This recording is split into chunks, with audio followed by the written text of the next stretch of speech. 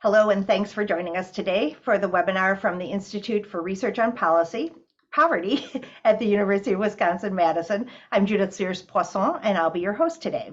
Our webinar today is on the growing burden of Black student debt, and we're fortunate to have two really wonderful speakers with us today. First, we'll hear from Dr. Louise Seamster, who's an assistant professor in the Department of Sociology and Criminology and the Program of African American Studies at the University of Iowa. She also has a courtesy appointment in the School of Law. Her work on predatory inclusion in student debt has led to extensive policy work, including research informing Senator Elizabeth Warren's student debt cancellation plan. Then we'll hear from Dr. Jordan Conwell, assistant professor in the Department of Sociology at the University of Texas at Austin, where he's also an affiliate of the Population Research Center and the Center for Aging and Population Sciences. Much of his work focuses on racial, social class, and gender differences in the socioeconomic returns to educational opportunity and what factors produce those differences. Again, thank you all for being here. This webinar is supported in part by funding from the U.S. Department of Health and Human Services Office of the Assistant Secretary for Planning and Evaluation. But views expressed by our speakers don't necessarily represent the opinions or policies of that office or of any other sponsor, including the University of Wisconsin-Madison. We have an hour today, and after we hear from each of our presenters, we'll spend the last 10 to 15 minutes at the end for a live Q&A. You can type those in through the Q&A box. We did get a few questions submitted as people registered, so we will also be queuing some of those up as well. I hope you'll also feel free to participate through the chat. We'd love to know who you are and where you're joining us from. I want to let you know that we have closed captions enabled, so you can toggle those on and off at the bottom of your screen. And we will be posting the slides and the recording of the webinar within a day or so, and you'll receive a link to those by email. So with that, thanks again for being here, and we'll get started with Professor Seamster. Great, thank you, Judith. And thanks to everybody for hosting this talk. I'm really happy to be here today. And I'm going to talk today about how the existing student debt system has exacerbated inequality through an institution that was supposed to lessen it. Here I draw on research I've conducted over the past 7 years, along with emergent findings from others on student debt and the racial wealth gap. And along the way, I've examined how debt works differently for Black and white families and how those patterns both come from and feed racial wealth differences. And I'll conclude by talking about some different student debt cancellation proposals and how they relate to racial equity. The two primary messages we get about economic mobility are go to college and purchase a home. These two life course events are supposed to increase income and help people accumulate enough wealth for economic security. We're coming off of decades of messaging from all levels of government about the importance of college and encouraging more Black students in particular to attend college because of the improved outcomes for Black college graduates relative to people who did not attend college. But it's notable that our major ostensible pathways to wealth in this country, whether buying a house or going to college, both run through debt in the United States. We take for granted that this is the good type of debt, but we also know from the history of redlining to the more recent travesty of the subprime mortgage crisis that access to wealth building through home mortgages and the benefits of access are distributed unequally. The idea of the white picket fence is a political narrative, as people have discussed recently, part of a 1930s federal campaign to sell white Americans in particular on the idea that they could build wealth through their home. Along the way, they pick up some hefty debt that would be worth it in the end because it increases its home equity, to be specific, relative to homes in majority Black neighborhoods. So the benefits were in part political in terms of encouraging a debt financed wealth building structure like this. As people commented at the time, a man with a mortgage had something to lose, something to tie him down and keep him away from socialism. And today we'll look at the parallels here to student debt.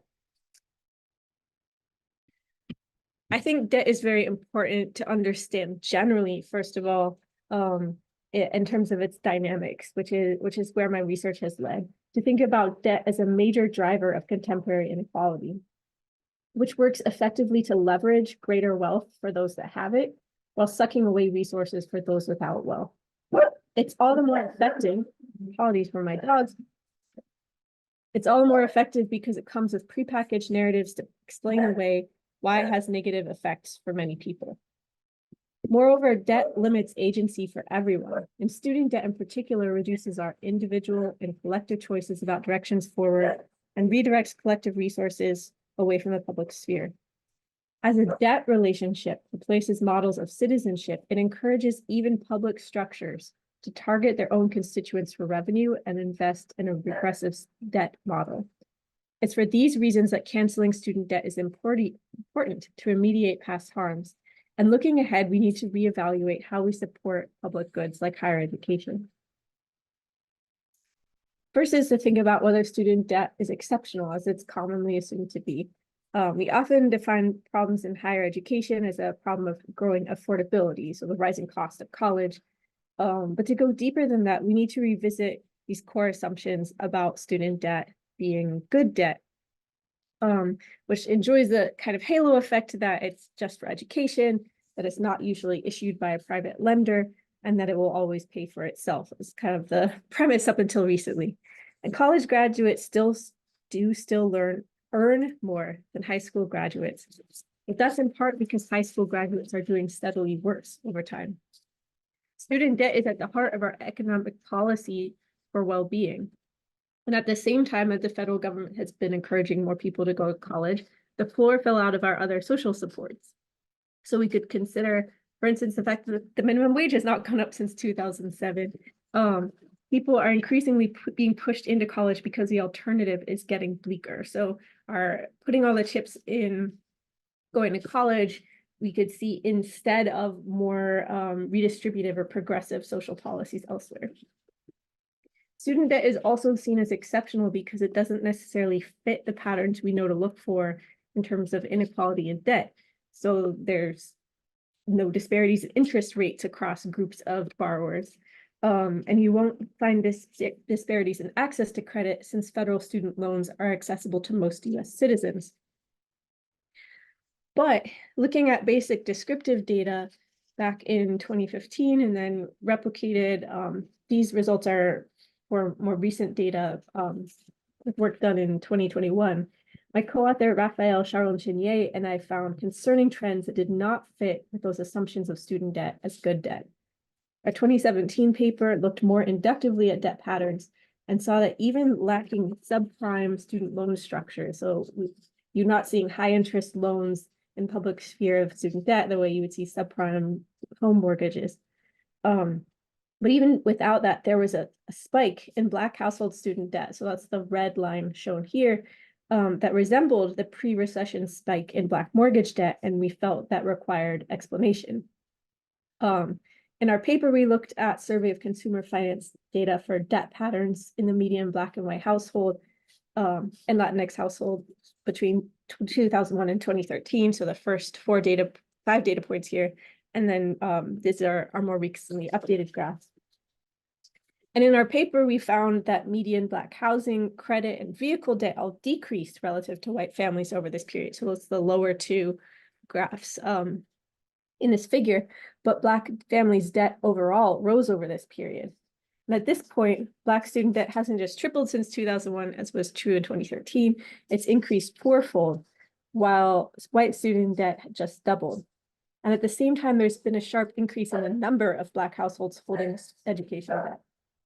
And some factors for this spike include the Great Recession pushing Black households into more education than they might otherwise have pursued, whether that's in response to losing their job or as a way to improve their employment chances in an increasingly straightened labor market. But they have lower salary returns for white workers. But I argue that we're also seeing the effects of runaway interest in this graph, which I can talk more about in the Q&A if necessary. But we argue that we can track the reasons for these racial disparities backwards to politics. In my paper with Dr. Charlon-Chenier, we argued a shifting terrain around education, and especially the financialization of education, has created an environment of predatory inclusion. We define this as inclusion of marginalized people into market segments they've formerly been excluded from, but on terms that undermine the benefit of inclusion. Just as predatory mortgages had taken advantage of Black and Latinx homeowners wanting a piece of the American dream, following the steps you're supposed to take for economic mobility, we argue the evidence on education debt indicates the same predatory inclusion is now happening in that sector. The difference is, though, that education debt cannot be lost or forgiven even if you declare bankruptcy in almost every case.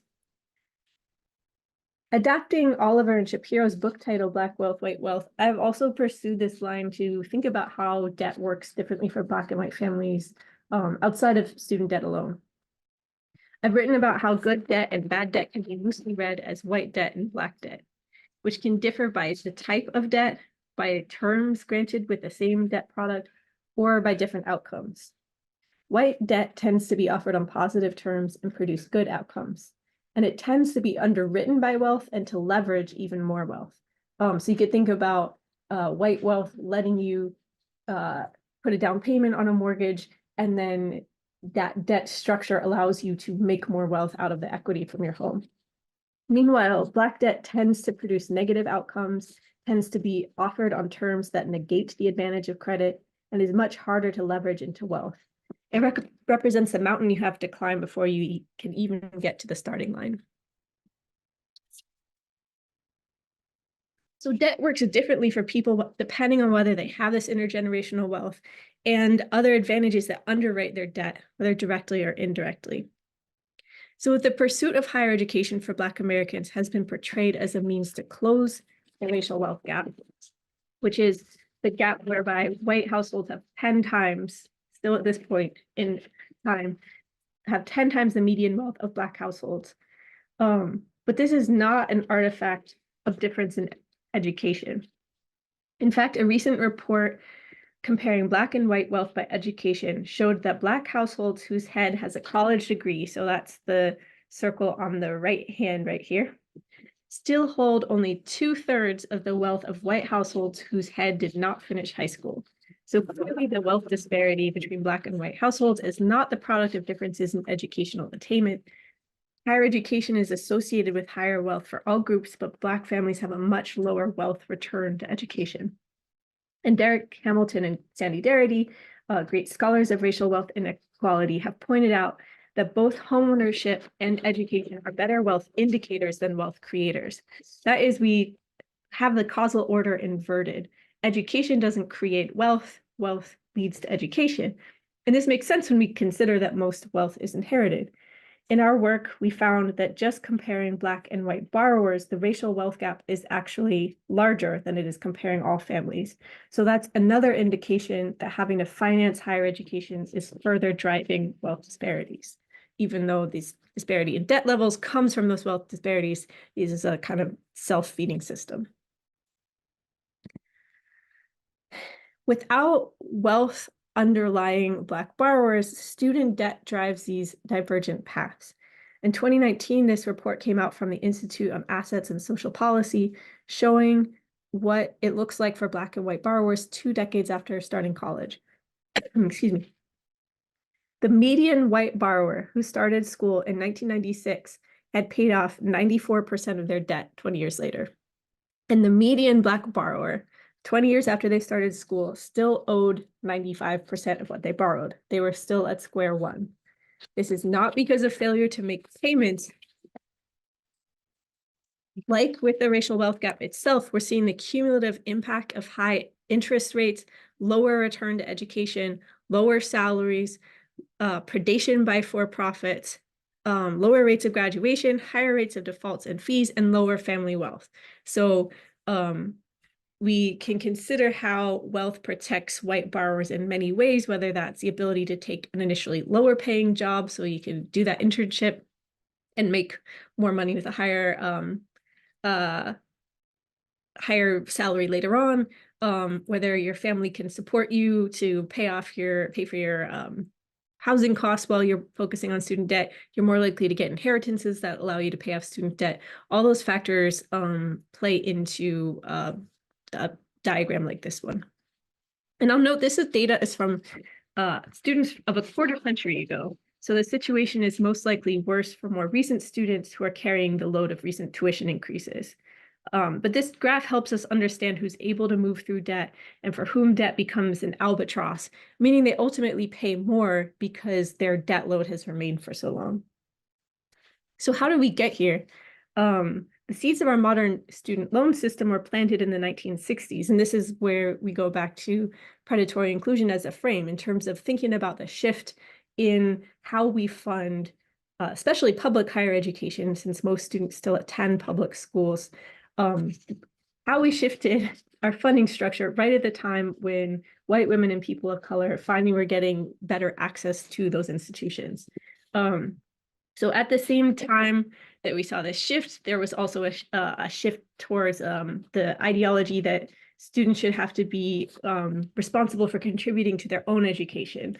So if we consider what students were doing on those campuses, the anti-war movement, the civil rights movement, and women's movement all taking off. And this became a centerpiece of then candidate for governor of California, Ronald Reagan's campaign, where before he campaigned against welfare queens in his presidential run, he had an equivalent role for college students, where he called for tuition to be introduced at the University of California system, which became kind of a paragon for everybody else following suit, to say that tuition would make students think twice how much they want to pay to carry a picket sign. And this aligned with a broader sentiment among some legislators that with tuition, students could learn some responsibility and discipline and finally stop all that protesting.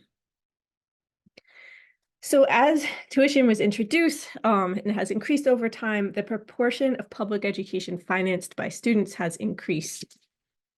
The changes in support for higher ed are consistent with a larger shift in public goods provision from tax-based to fee or revenue-based models. And in most states, as this graph shows, funding for public higher education has not returned to rates before the Great Recession. Across all states, there's a pretty clear relationship where state support was cut as student tuition increased. So all the above factors have driven a situation in which debt burdens actually increase over time for more and more people caught in a debt trap. Basically, once borrowers experience rising balances through unpaid interest, which is called negative amortization, it's difficult to make it out of that initial position. This is now true as of 2019, so pre-pandemic pause, and probably true again now. It's now true for over half of borrowers, so that's the pinky orangey category here. Well, that's majority white neighborhoods. The proportion is rising. By 2018, 62% of borrowers under 35 in majority minority neighborhoods had increasing balances. That's 2/3, roughly. These last statistics show we have to look beyond the amount owed at a certain point in time to really understand the true burden of Black student debt and the cumulative burden of debt payments, especially at a time when fewer and fewer people had been making progress. I also want to point out that these debt loads serve as debt sentences where over 8 million borrowers are over 50 years old. They hold over 20% of federal student debt. 4.4 million borrowers have been in repayment for over 2 decades. This is not a problem that borrowers age out of, it's a problem they are aging into. We could also think about the burden across generations of households where parents are still paying off their debt as their children enter college, and families are sometimes paying 2 or even 3 generations worth of student debt all at one time. Student debt is delaying important life course transitions like marriage or having children, or even making those impossible. It also drives rural population loss as borrowers have less choice in careers and have pressure to work where their higher salaries can cover their debt payments. And of course, paying student debt prevents savings for retirement or for illness. Many borrowers during the pandemic pause said that it had finally let them start saving for the first time in their lives. All the above has led me and co-author Alan Aha to describe the student loan system as regressive, meaning driving divergent outcomes and having higher costs for people who can afford to pay less. We were responding to the argument that student debt cancellation would be regressive. We thought you need to compare cancellation to the status quo, because student loans cost less to borrowers who are able to repay them faster, who have better family resources, higher incomes, and access to private refinancing. They can move through this system as it was originally intended, as we saw that graph looking at white borrowers' median debt obligations after 20 years. But worse off, borrowers remain trapped in it for years, often sending payments into a black hole where they're not paying down their balance. The system is regressive because marginalized students pay higher costs for the same education with lower returns for that education. They're less likely to leave college with a degree, which means that they don't see the economic benefit. They just have the payments for it. The non-dischargeability of student debt with bankruptcy, penalties from default. These are more factors making the system regressive. So over the past century, we've seen public higher education go from a relatively low-cost public good, financed at the level of the institution by state and federal governments, but for a restricted group of people. Now that our vision of who counts as the public has been expanded, higher education is increasingly seen as an individual benefit coming with an individual debt burden. This is a story about who we think as deserving. The era in which people of color and underrepresented students were told to go to college to better their situation is the same era in which we see a larger general shift to making students fund a greater and greater proportion of the costs of higher education. As Dr. has pointed out in her book, Lower Ed, these trends mask the effects of growing economic inequality and are expected to come from poor labor conditions. We have this perennially convenient individual level explanation for why people can't get good paying stable jobs. It's up to them to pursue more and more education. And if they suffer consequences as a result, that's up to them too. This is a devil's bargain where opposition to social support, perceived benefit, undeserving groups has ultimately been everyone. And I'll just briefly run over this because I think I'll have hopefully a chance to talk about this more in the Q&A. But I was on a team in 2019 that helped assess Senator Warren's student debt cancellation plan, and we were the team that proposed a level of $50,000 per borrower as a means to address racial equity as a primary concern in light of cancellation. Here's a little picture of our analysis that we did at the time. In this analysis, while Senator Warren did not get a chance to enact that policy as president, did help inform President Biden's ultimate debt relief plan in 2020, which he also was not able to implement fully because of the Supreme Court decision last summer, but still took into account elements of trying to equalize the impact and target people who have the highest burden of student debt by adding an additional $10,000 of cancellation for people who went to college with Pell Grants, which is an element of another way to get at racial equity in the plan, although it was less than we called for. To be clear, canceling student debt alone will not close the racial wealth gap overall, but we did find that there were significant or necessary preconditions towards alleviating racial wealth inequality that student debt cancellation makes possible in ways that I can discuss more in the Q&A. And I want to conclude by emphasizing the policy origins of student debt cancellation in a social movement. So these are on the right, some of the members of the Corinthian 15, the original debt strikers who worked with the debt collective to protest their debt as unjust after the for-profits that they had attended dissolved. They were ultimately successful in obtaining debt cancellation for borrowers who attended any of the Corinthians colleges and have inspired the broader debt resistance movement. So they established a precedent that the federal government could and did cancel student debt outright because students were not getting the value promised with their education. And this messaging, the notion itself that student debt could be unjust and could be canceled, helps us reframe messaging about student debt as a essential vehicle for higher education, or as a necessary evil. And this is where calls for debt cancellation come hand in hand with the opportunity to rethink how we fund public education more broadly. We're coming to understand that this debt finance system has caused and is still causing harm to tens of millions of people, and it does not have to be this way. We have a number of interesting proposals on the table about making public education debt-free. That is, looking ahead to say, how can we not just alleviate debt for the people who are already bearing the burden, but restructure how we finance higher education in the future.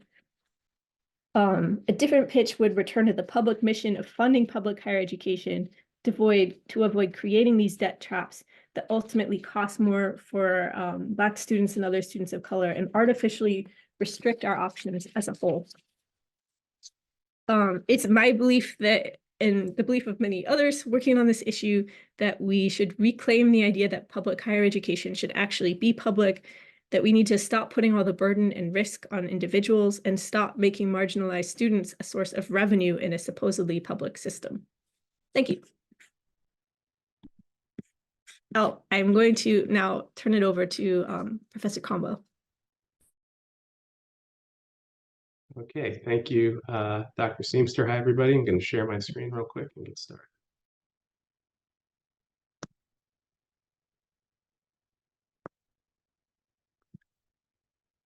Okay, are folks seeing slides? Okay, great. I'm Jordan Conwell, assistant professor in the Department of Sociology at the University of Texas at Austin. And what I'm going to be talking about, I think, fits in really well to what Dr. Seamster was talking about. I'll be discussing Black student debt as gendered, multi-generational, and as a perverse consequence of educational success. So excited to be here and joining in this important conversation today. So just an overview of what I'll be talking about, talk a little bit about student debt in general and Black student debt in particular. There'll be some overlap there with some of what Dr. Seamster discussed. Then I'll get into the three themes that I would like to highlight, which is Black student debt as gendered, multi-generational, and a perverse consequence of educational success. So I'll tell that story, and then I will offer some complications to the story. And I'll talk about three of those: household formation, bachelor's degree debt versus graduate school debt versus two-year college debt, as well as the college wage premium, or the idea that the returns to college do have some financial benefit. I'll offer some thoughts towards practice and policy, as well as kind of a concluding note. So just in general, we're now in a situation where households in the US hold about $1.25 trillion of student loan debt. That's up from about $0.5 trillion in 2006. Student debt now makes up the lion's share of households' non-housing debt in the United States. So non-housing debt is all your debt other than your mortgage. Within the last 20 years, credit card debt and auto loans were making up the lion's share of that debt. As student loan debt has increased, student loan debt is now the biggest driver of household non-housing debt in the US. And to our point of the webinar today, and as Dr. Seamster mentioned, this exposure to student debt is highly unequal by race. So whereas about 1 in 5 households in the US has some student debt, that's almost 1 in 3 Black households with some amount of student debt.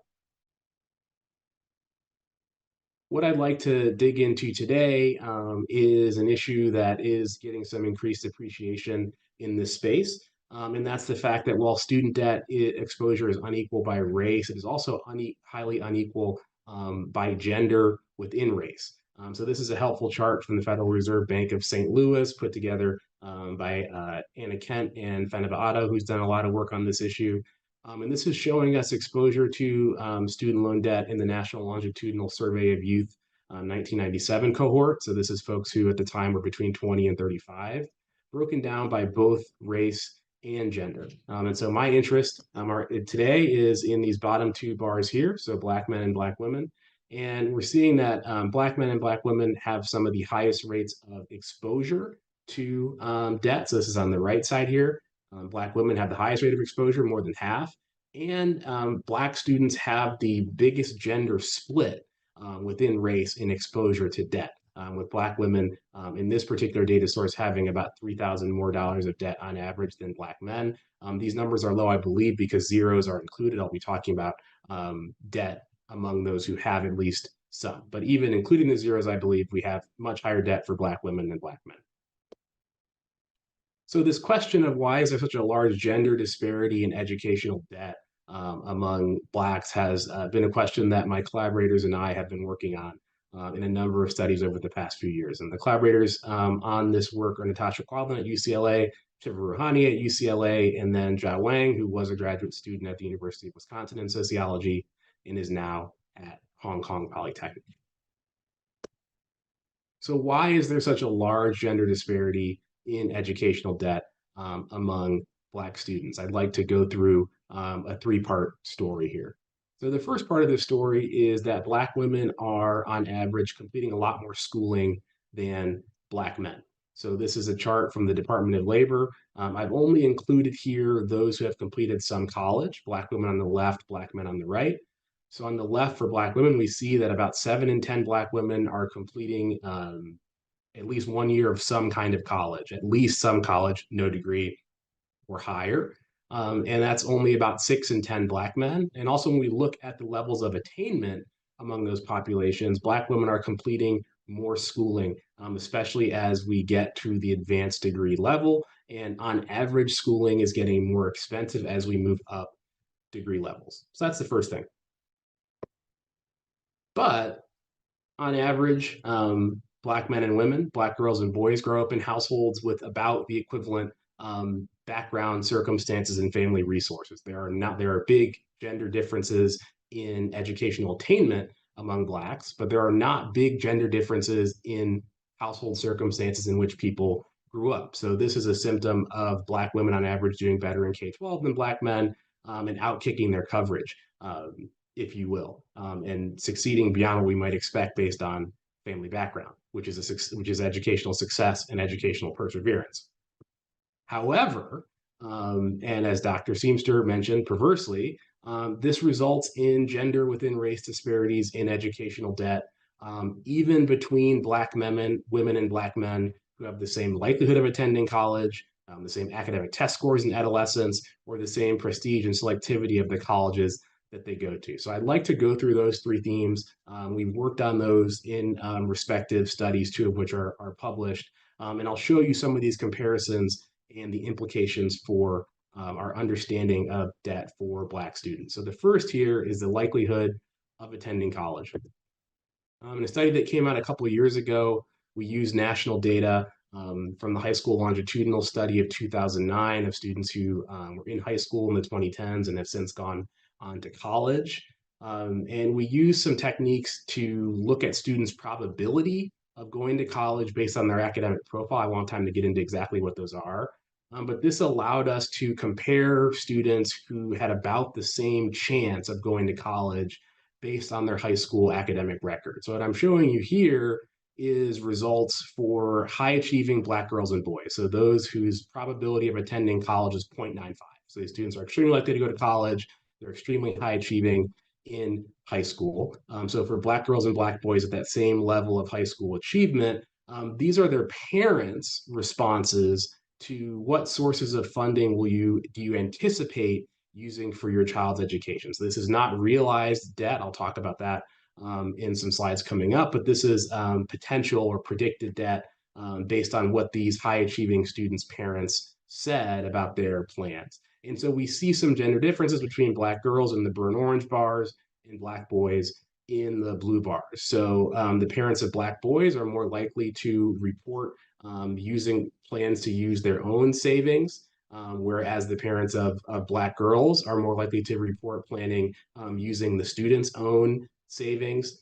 We also see that Black boys are the parents of Black boys are more likely to report planning to use federal or state loans and private loans in the student's name. But getting to the point that Dr. Seamster mentioned and the point that I will pick up on coming up, we're beginning to see a multi-generational nature of debt, but it's gender. So the parents of high achieving Black girls were more likely than the parents of high achieving Black boys to report a plan to take out a private loan in the student's name to fund higher education. So that's likelihood of attending college. And that is potential debt. It's not realized debt. The next two studies that I'll be talking about are where we've looked at some of these dynamics in terms of realized or accumulated debt. So Black women and men with the same academic test scores in adolescence. So for this study, we used data on the National Longitudinal Survey of Youth 1997 cohort, and we looked at debt by high school academic test scores, standardized academic test. And what we see here is that at every level of academic test score percentile, Black women, who are the green bars, have more debt than the other three race gender groups, including Black men, who are in the kind of goldenrod color there. And Black women's exposure to student loan debt increases as their test scores increase. And this is in part a result that for all students, exposure to debt increases as test scores increase because as students with better test scores are completing more schooling on average, but that same dynamic differs by race and gender, and it is most disadvantageous for high achieving Black women. We've also looked at some data from the earlier NLSY cohort. So these are folks who were born at the end of the baby boom in that same study. And this is directly looking at this issue that we've been talking about the multi-generational nature of this debt. And we find that the multi-generational nature of Black student debt is quite different for Black women versus Black men. So Black women here are on the right, Black men are in the left panel. And the pattern of interest, or the line of interest for me right now, is this kind of goldenrod color line. So this is again by students' test scores, people's test scores in high school, your academic aptitude in high school, and different combinations of debt you may have realized throughout your life. So this goldenrod line here is the probability of having educational debt for both yourself and at least one child. And we see that for Black women compared to Black men, that probability of a multi-generational debt on your household is increasing sharply with your own academic aptitude and ability in adolescence. And that is not the case to the same extent for Black men. So we're seeing very clear evidence that yes, exposure to debt is multi-generational in nature for Black students and their households, but that exposure also differs substantially by gender, again, to the disadvantage, in particular, of high-achieving and academically successful Black women. We got some questions before the webinar, and a couple of those had to do with college prestige or college selectivity, or the level or type college. We have some work in progress on college prestige that I think can speak to that. So what we're looking at here is some results among folks in the National Longitudinal Survey of Youth 1997 cohort who attended highly prestigious college. So we use a college quality or college prestige score that'll be familiar if we have any economists in the crowd. But basically, these are folks whose last college attended, in some cases the only college they attended, was a very high quality. So that their college scored a 0.9 on that quality index. And we're looking here at results for Black women again and Black men who attended colleges at that level of quality, so elite colleges. And what we see in the first panel here, which is predicted by some things I've showed you earlier, is that for folks whose educational careers terminate at institutions of that quality, the Black women are doing so with more schooling, especially at this level of 17 or more years of schooling, which corresponds to a graduate education of some kind. Black women and Black men who went to these types of colleges, we predict based on our procedures, report being married or partnered for about the same share of their lives so far. These are relatively young folks, but they've been, by age 35, report being married or partnered for about a fifth of their life. But we do see large splits in what we call educational assortative mating, or the likelihood that you have a partner who's completed 16 or more years of schooling or who's a college graduate. This is in part, but not entirely, due to the gender split in educational attainment among Blacks. So about 1/3 of Black women who attended elite colleges report ever having a college graduate spouse or partner, compared to about 6 in 10 Black men. And this results in a different breakdown of educational debt within households. So even if Black women's and men's households among those who are married or partnered have the same amount of debt, the gender breakdown and who has the debt differs. So in this comparison, we see about 63% of Black women who attended elite colleges report having some educational debt at age 35, about $40,000 of median debt among those who have any.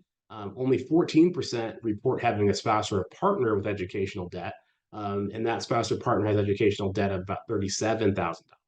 This is different for Black men who attended elite colleges, less likely to have their own debt, and they have less of it, more likely to have a spouse or partner who does have debt, based in part, again, on that gender split in educational attainment among Blacks. But the spouses or partners who have that debt have less of it. So there are patterns here, gender and race and education sorting into and out of household partnering that we're interested in doing some more research on.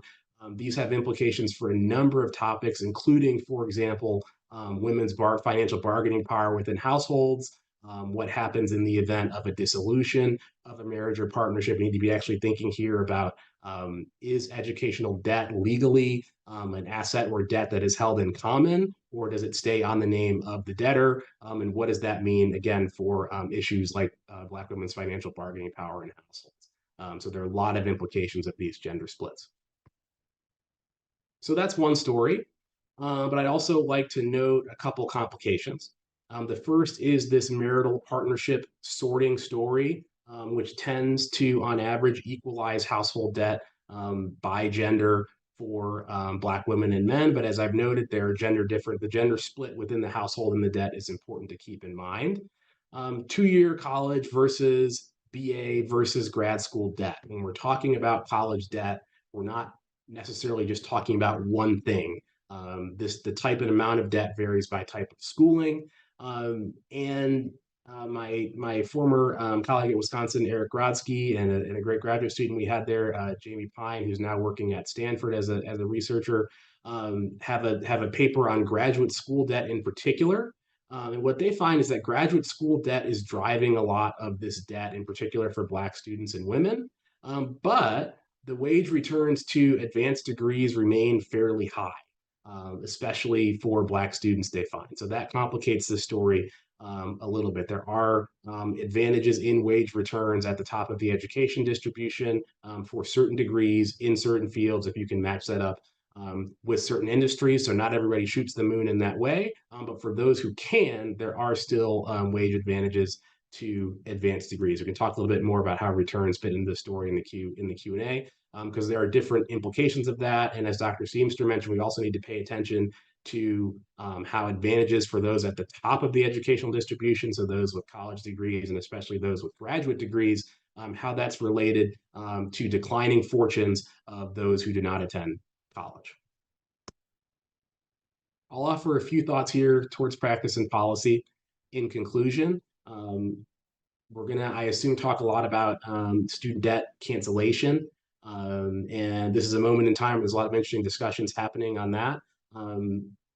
My thinking here is that regardless of what happens with that, we haven't made big changes in the cost structure of higher education.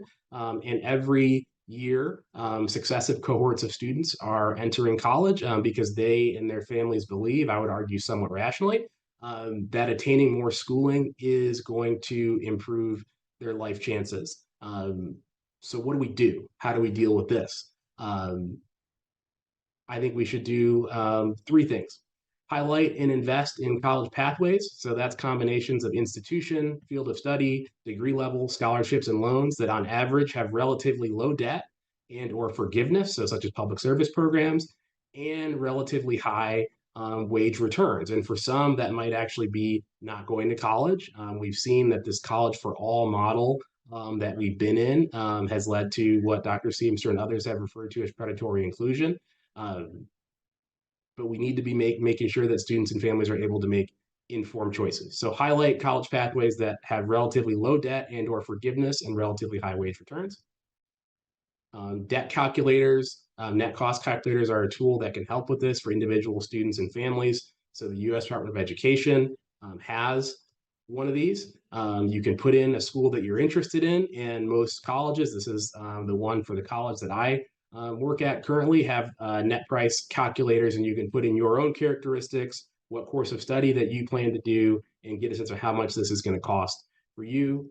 The college scorecard does a little bit of this as well at a more aggregated level. There are some issues with this that have been discussed. You have to understand that this is not adjusted for selection in ways that we might want, and so the debt calculators are more individualized.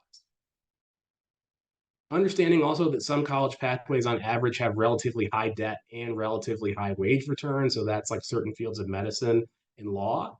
So it might be the case that students are making calculated risks based on their skills and interests. We don't want to not have Black students do that. We want Black students to be doing that. But we want to make sure that that risk is accurately calculated and well-informed if students are going to take it. And then, of course, we need to be exposing or improving college pathways that have relatively high debt and relatively low wage returns. There's been work and a lot of attention to this in the for-profit sector, and racial and gender disparities and exposure to this kind of debt in the for-profit sector, again, to the disadvantage of Black women who are completing more degrees in part as a response to racialized and gendered discrimination in the labor market, in particular those who are returning to school later in life at for-profit colleges. But those of us who work at four-year colleges are not immune here. There's increasing attention as record numbers of folks have moved through college to this issue of, do you regret going to college, or do you regret your major? And so when I look at a chart like this one, my mind immediately goes to the distribution of students by race and gender across these majors, and those of us who are involved in some of the majors that are regretted in part because of low wage returns and high debt. I think there are opportunities for us to step up our game here as well, and also make sure that students are informed about the wage returns and the job options for various majors. So when students are making this choice to move through college, they're doing so in a well-informed way. A concluding thought, W.E.B. Du Bois, who wrote a lot about education, in particular higher education, and in particular higher education for Black students, wrote that education should be for use in earning a living and for use in living a life. The crisis of rising debt for Black students is preventing us from getting to both of these goals. And hopefully we continue working on this issue to improve education in the way that I think a lot of us could agree would be a good for all of us. So I will stop there, and looking forward to the Q&A. Thanks. Thank you so much to both Dr. Conwell and Dr. Seamster. Great information and so many things to think about and talk about. We do have a few questions that were submitted during the webinar. We had a few from before. Jordan, I'd like to start with you. On your slide number 12, you talked about what percentage of students were, or of Black students especially, were going to be using some of their parental earnings or savings, and it was between 54 and 58%, I believe. Do we know how that differs for white families, and what percentage are expecting to have access to some support from their parents?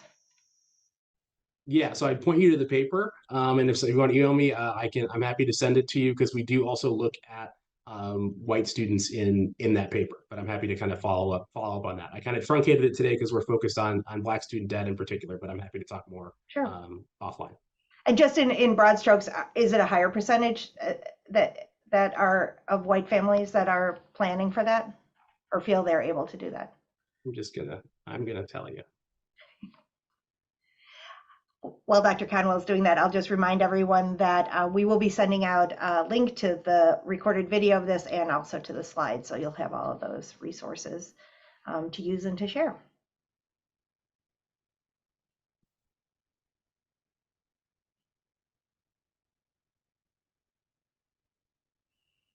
I can also ask Louise a question while you're. Yeah, that'd be great. Thank you. Why don't we do that?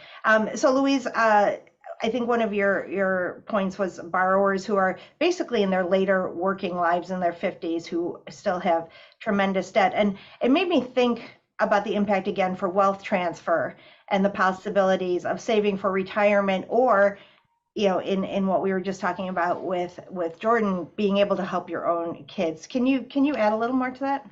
Sure.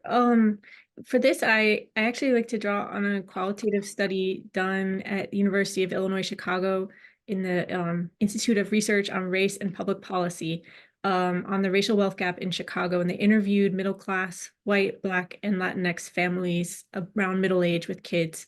And one major way that the racial wealth gap showed up among families that on paper, income-wise, looked similar was how they were able to save or not for college for their kids, where for the most part, the Black and Latinx families, in order to attain that middle class income, had to take on a significant amount of debt. They're still stuck paying on the debt amount is not going down. And then they're saying, oh my gosh, I'm going to have to add on my child's college education costs soon, and how will we manage this? Whereas white parents were more likely to have paid down their debt, either managing it, having an easy time, they've refinanced it, or have paid it all together, and then are already starting savings funds for their kids. So you can start to see the compound where like not only that, but also this is true both in this study and in like more like representative studies that non-white families are more likely to be transferring wealth up the generational chain up to their parents, whereas white households are more likely to be receiving gifts and transfers from their parents still into middle age. So that's like aside from inheritance.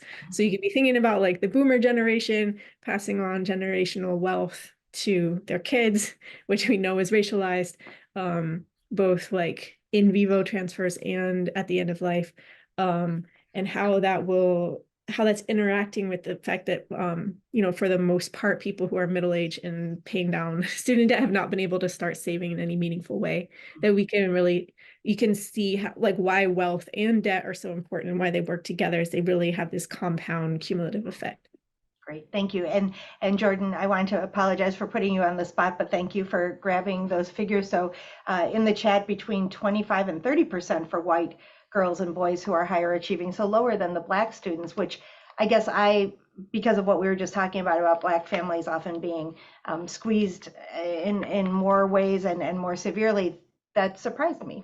Yeah, so that's the figure I gave. So that's for those who plan to take out a loan and write in the student's name or their own name. Right? So the rates of parents who are planning to use their own savings are higher, right? And so this is, as Dr. Seamster is also talking about, the different backgrounds. On average, white students having more advantaged backgrounds, more family wealth to draw on. The benefit, I think, the value added of what we've shown is that that's not just at the aggregate level on average for Black and white students. Even when we're looking at those who are the highest achieving in high school, some of those differences actually get larger. Again, and this is a perverse consequence of Black boys, but especially Black girls, educational success and persistence.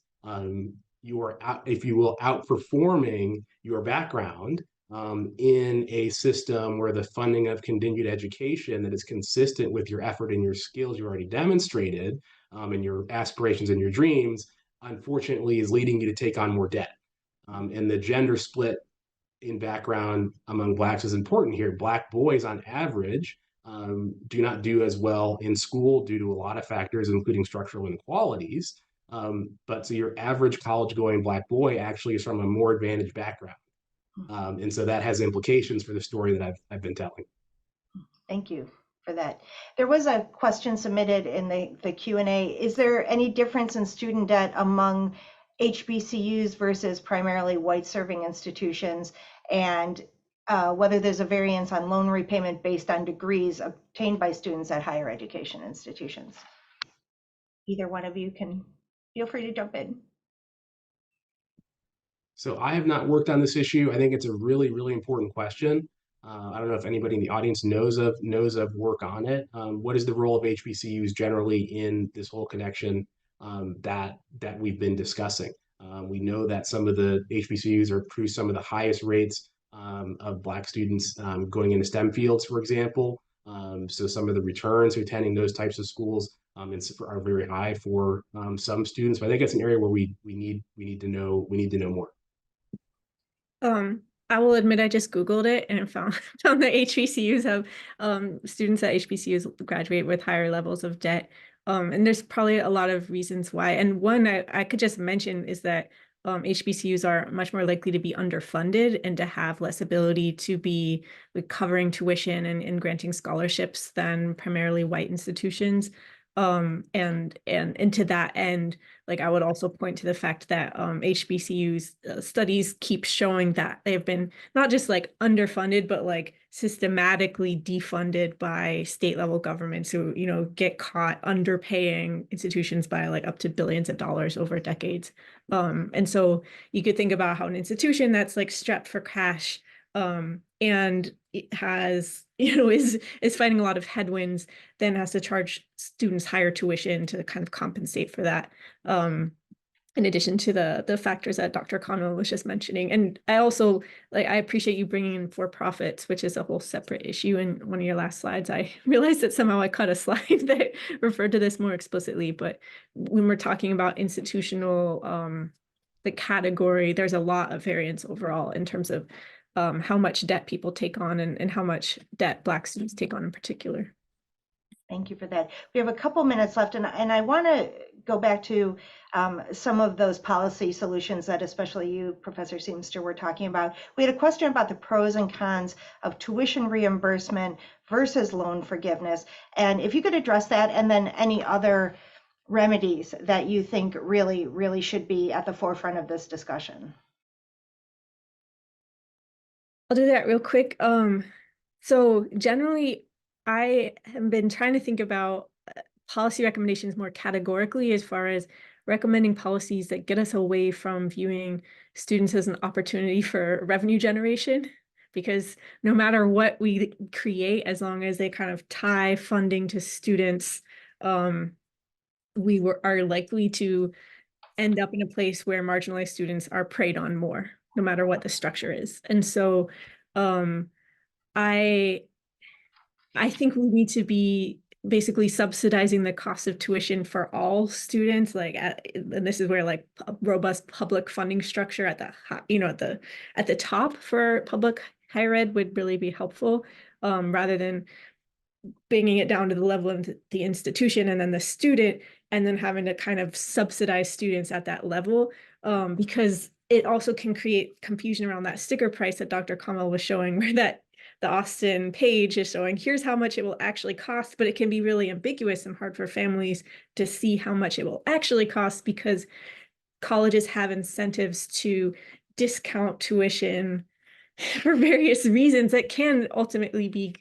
kind of, I won't say nefarious, but they have a perverse incentive to then bump up tuition structures, to discount payments at the beginning, then they got you hooked.